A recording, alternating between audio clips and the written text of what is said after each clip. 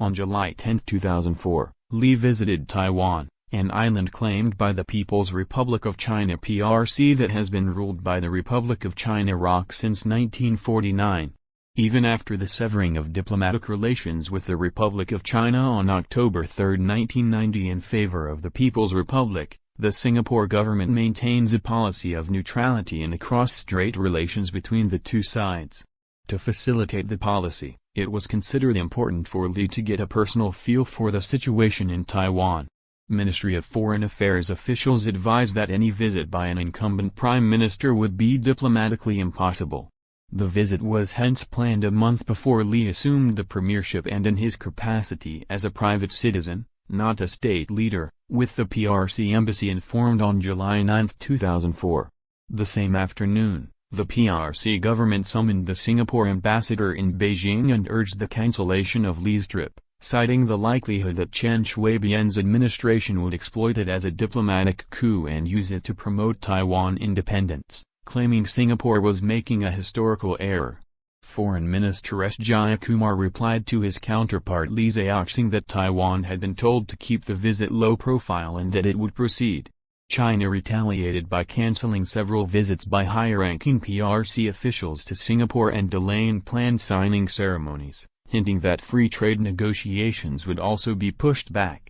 The matter was further complicated and magnified when Taiwanese media headlined the visit and portrayed it as a diplomatic breakthrough, which raised tensions with the PRC.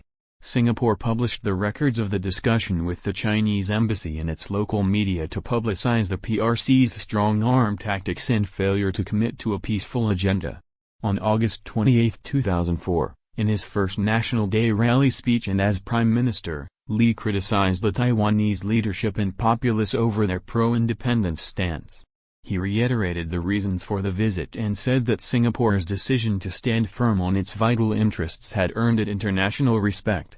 21 relations were eventually amended when Li met Hu Jintao at the APEC Economics Leaders meeting on November 19, 2004, which signified the end of the dispute.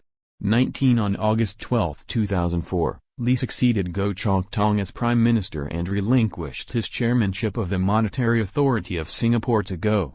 Chief Justice Yong Pung Hao had sworn in Li in that Istana. As Prime Minister, Li also became chairman of the People's Association. In his maiden National Day rally speech on August 22, 2004, Li announced several new initiatives, among them the policy of the 5-day workweek which removed the half-working day on Saturday. The plan took effect on January 1, 2005. In response to public feedback, maternity leave was also extended from 8 to 12 weeks after consultation with employers and unions. To encourage the growth of the birth rate in Singapore, the baby bonus scheme was expanded to provide financial support to women who bear a fourth child. In November 2004, Li sparked a national debate when he proposed to build 2 integrated resorts (IRs), or hotel casinos. Despite the long-standing stance against gambling in Singapore, with the exception of regulated industries such as the Singapore Turf Club and Singapore Pools, the government was concerned its stance was hurting the economic competitiveness of the country, risking the loss of tourism revenue to other cities. In April 2005, despite some public opposition, the government approved the proposal. The IRs were built in Marina Bay in Sentosa.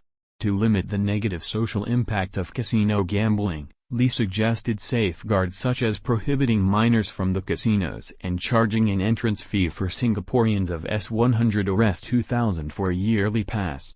The Casino Control Act was enacted into law on June 1, 2006, which regulated the operations of the casino operators and provided social safeguards intended to deter problem gambling.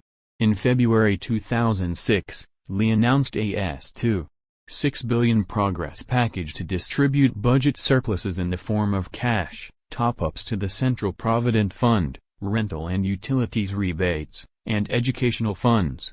The cash bonuses were distributed in early May 2006. As the announcement came 3 months before the 2006 Singaporean general election, it drew criticism that the ruling party was involved in vote buying.